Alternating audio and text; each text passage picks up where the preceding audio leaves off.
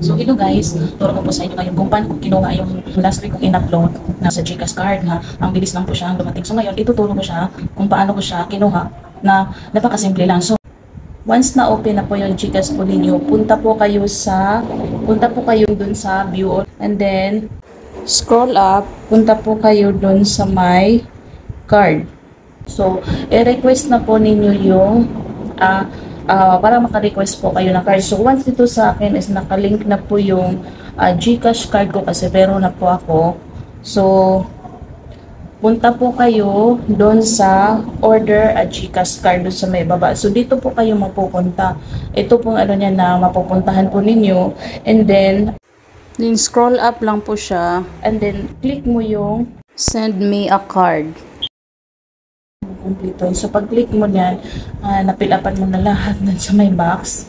Kailangan mo kumpletuhin lahat na information para pag-deliver ng card, tama, andin tama yung address, andin yung number mo ng GCash, yun ang dapat mo kasi baka tatawagan ka ng taga-deliver, wala ka, para ma-locate ka kaagad. So, after nyan, proceed ka, payment, kailangan may laman yung GCash na hindi bababa sa 250 pesos kasi 250 yung overall na pabayaran mo.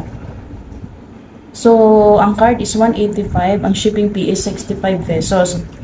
Through or via Ninja Van.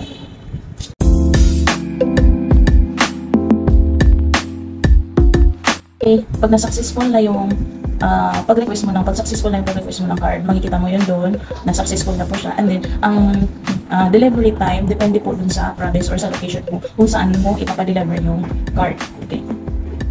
So, that's all.